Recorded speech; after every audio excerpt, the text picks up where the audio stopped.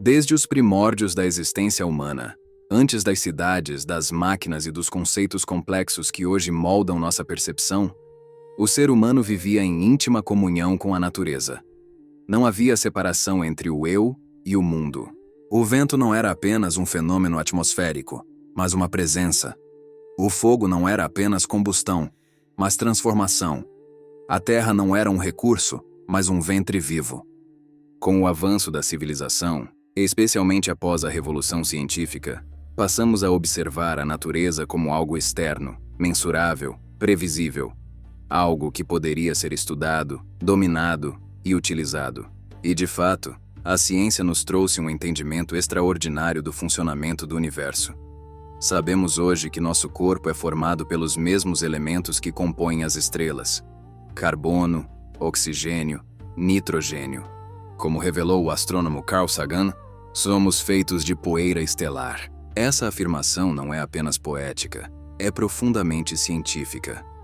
A nucleossíntese estelar demonstra que os elementos químicos essenciais à vida foram forjados no interior de estrelas que explodiram bilhões de anos antes do surgimento da Terra. Em outras palavras, a natureza não está fora de nós. Ela é nossa própria origem. Mas se a ciência nos mostra que somos parte da natureza, por que nos sentimos tão separados dela? A resposta pode estar tanto na psicologia quanto na espiritualidade. O desenvolvimento do ego, essa estrutura que nos permite dizer "eu sou", foi essencial para a sobrevivência individual. No entanto, ao se fortalecer demais, o ego cria a ilusão de separação. Passamos a nos ver como observadores da vida, e não como participantes dela. Na psicologia analítica de Carl Jung, a natureza ocupa um papel simbólico profundo. Para Jung, o inconsciente coletivo, esse reservatório de imagens e arquétipos universais, se manifesta frequentemente através de símbolos naturais: árvores, rios, montanhas, animais. Esses símbolos não são apenas representações externas, mas expressões da própria psique humana. Assim, quando caminhamos por uma floresta e sentimos uma estranha paz, isso não é apenas um efeito fisiológico, embora ele exista. Estudos científicos mostram que ambientes naturais reduzem os níveis de cortisol, hormônio do estresse, melhoram a concentração e fortalecem o sistema imunológico. A prática japonesa do Shinrin-yoku, banho de floresta, por exemplo, é baseada em evidências que comprovam os benefícios do contato direto com a natureza. Mas há algo além disso. Existe uma dimensão sutil, difícil de medir, mas profundamente sentida.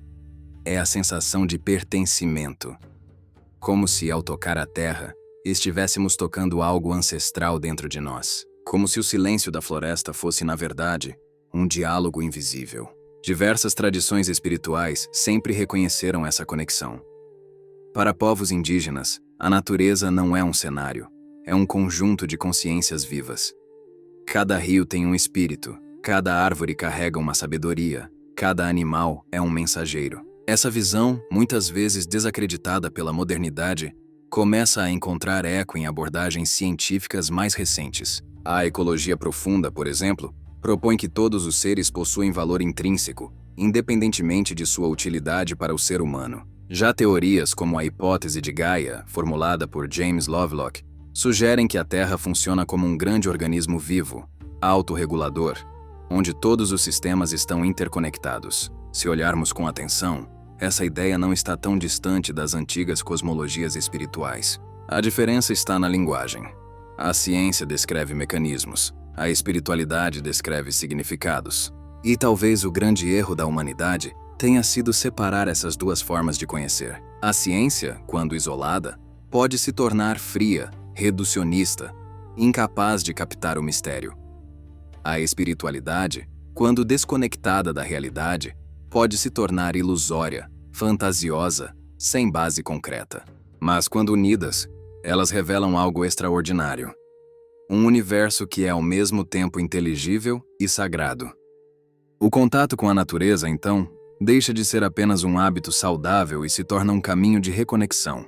Não se trata apenas de ir ao mato ou respirar ar puro, mas de reaprender a perceber. De silenciar o ruído interno. De permitir que os sentidos se abram novamente. O som das folhas, o cheiro da terra molhada, a luz filtrada entre os galhos. Tudo isso começa a revelar uma realidade mais profunda, que sempre esteve ali, mas que esquecemos de enxergar. Nesse estado, algo curioso acontece. A fronteira entre o eu e o mundo começa a se dissolver. Você não está mais observando a natureza, você está sendo parte dela. Esse tipo de experiência é frequentemente descrito em estados meditativos profundos, onde há uma sensação de unidade com tudo o que existe.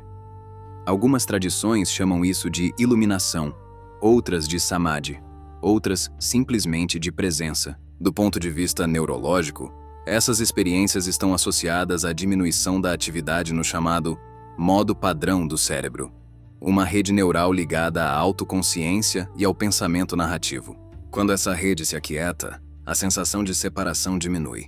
Ou seja, até mesmo a ciência começa a reconhecer que a unidade não é apenas uma ideia espiritual, é uma experiência real, com base biológica. E talvez seja exatamente isso que a natureza nos oferece. Um espelho silencioso que nos lembra quem somos além das construções mentais.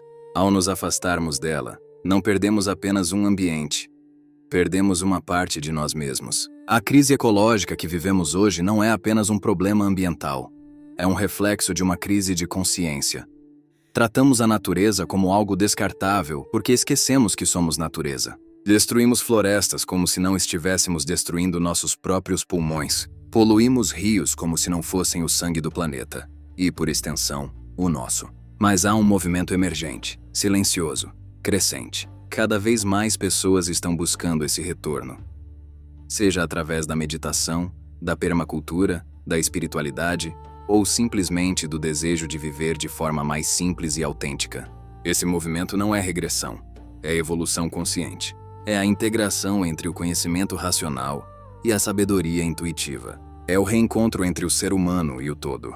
No fim, o contato com a natureza não é algo que precisamos criar, é algo que precisamos lembrar. Porque no nível mais profundo, nunca estivemos separados. Somos a terra que anda, o vento que respira, a água que sente. E talvez a verdadeira cura, tanto individual quanto coletiva, comece no momento em que deixamos de nos ver como visitantes neste mundo e passamos a nos reconhecer como parte viva dele. E é nesse ponto que algo começa a se revelar de maneira mais silenciosa, porém profundamente transformadora. Quando o ser humano deixa de se colocar como observador separado da natureza e passa a se perceber como parte integrante dela, ocorre uma mudança de paradigma, não apenas filosófica, mas também biológica. Estudos em neurociência mostram que ambientes naturais reduzem a atividade da amígdala, região ligada ao medo e ao estresse, enquanto aumentam a sensação de bem-estar e conexão. Mas o que a ciência descreve em termos de impulsos elétricos e neurotransmissores, a espiritualidade já intuía há milênios. A natureza não é apenas cenário, ela é um campo vivo de integração. Ao caminhar por uma floresta, por exemplo, não é apenas o corpo que responde ao ambiente. Existe uma espécie de ressonância mais sutil acontecendo. O ritmo da respiração se ajusta ao movimento do vento. O batimento cardíaco parece encontrar um compasso mais orgânico.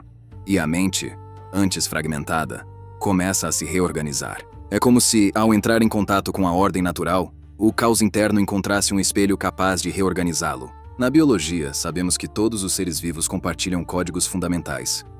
O DNA humano guarda semelhanças com o de plantas, animais e até micro-organismos. Essa continuidade genética revela algo profundo. A vida não é uma coleção de entidades isoladas, mas uma grande teia interconectada. A espiritualidade traduz isso de outra forma, falando de unidade, de consciência universal, de um todo indivisível. Talvez essas duas linguagens, a científica e a espiritual, estejam apontando para a mesma verdade por caminhos diferentes. E quando o ser humano se reconecta com essa teia, algo dentro dele desperta. Não é apenas uma sensação de paz, mas uma lembrança. Uma memória ancestral de pertencimento. Afinal, durante a maior parte da história da humanidade, vivemos em íntima relação com a Terra, com os ciclos do Sol, da Lua, das estações. Foi apenas recentemente, na escala evolutiva, que nos afastamos disso. Esse afastamento trouxe avanços extraordinários, sem dúvida. Mas também criou uma espécie de vazio existencial. A desconexão com a natureza frequentemente se traduz em desconexão consigo mesmo. E é por isso que, cada vez mais, vemos pessoas buscando retornar. seja através de práticas como meditação ao ar livre, caminhadas conscientes ou simplesmente o ato de observar o céu em silêncio. Porque, no fundo, há algo na natureza que não exige explicação para ser compreendido. Uma árvore não ensina através de palavras, mas através da presença. Ela cresce em direção à luz, mas suas raízes mergulham na escuridão da terra. Esse equilíbrio entre opostos, luz e sombra, expansão e profundidade, é também um ensinamento direto para a consciência humana. Da mesma forma, os rios nos mostram o valor do fluxo. Eles não resistem às curvas do caminho, não lutam contra os obstáculos. Eles contornam, adaptam-se, seguem. Existe uma inteligência nisso, uma sabedoria que não é racional, mas profundamente eficaz. E talvez seja isso que o ser humano esteja reaprendendo. A confiar em uma inteligência maior do que o próprio controle mental. A ciência começa a reconhecer que sistemas complexos, como ecossistemas e até o próprio cérebro, funcionam melhor quando há equilíbrio dinâmico e não controle rígido.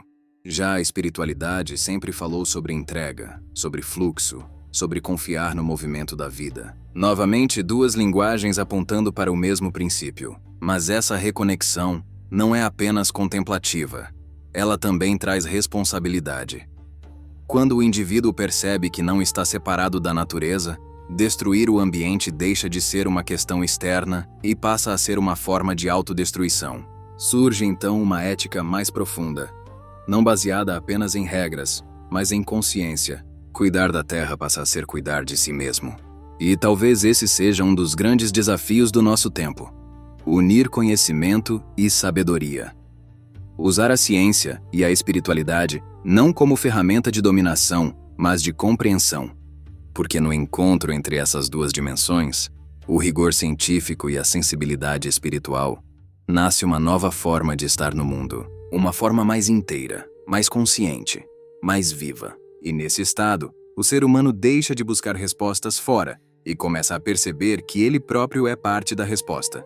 Parte da natureza, parte do mistério, parte do todo.